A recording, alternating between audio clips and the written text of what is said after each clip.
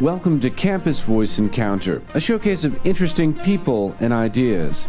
Today's show is brought to you by Energizer batteries. No alkaline brand lasts longer, for use in everything from CD players to portable TV sets.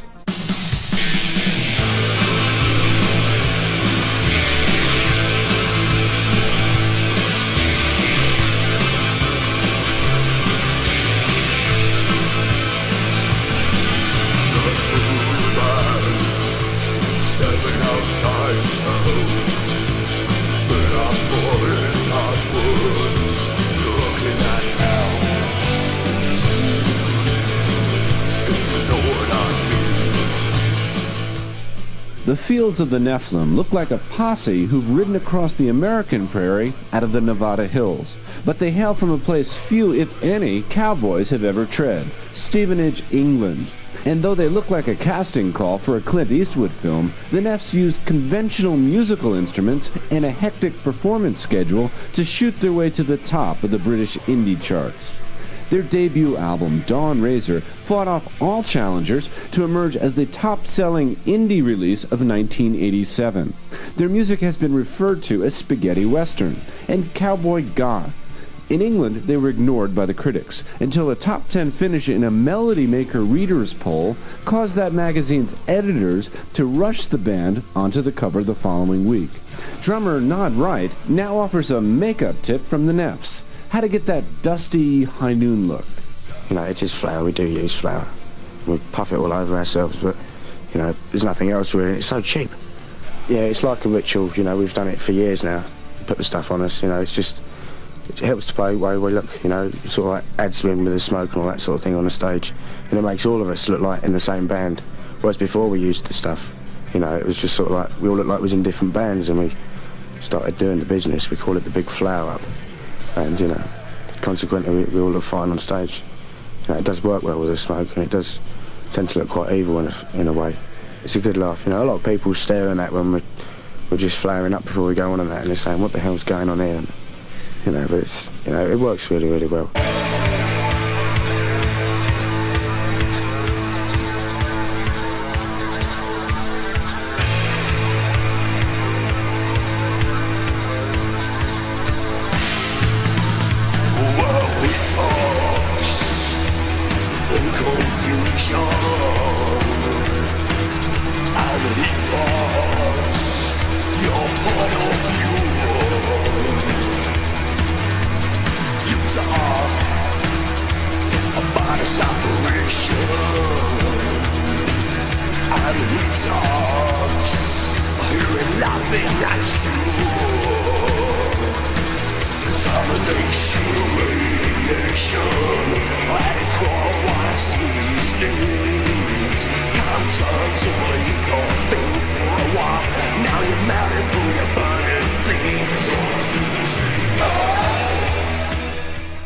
The difference between bands and sort of like groups, the way I put it, is that, you know, bands are something that work for something, you know, and they just do it purely because they like it, you know. Live, we play live, we do loads and loads of live gigs in England.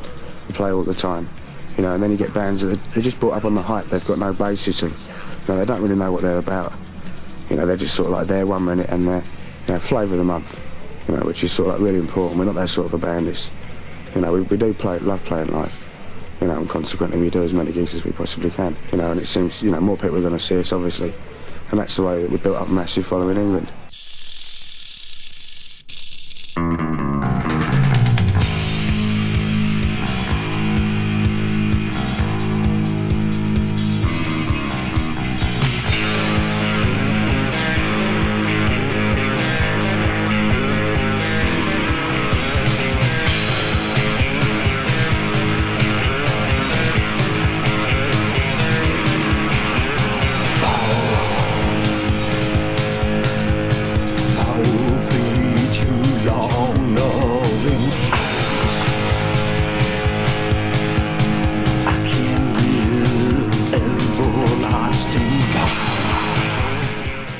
We're moving in different circles, you know, we're going about, you know, we're still evolving, and things like that are changing gradually.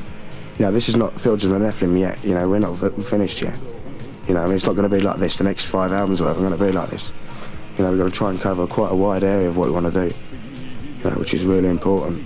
A lot of things are going to go down, which you probably won't relate to the first album, in 4 or 5 years' time or whatever.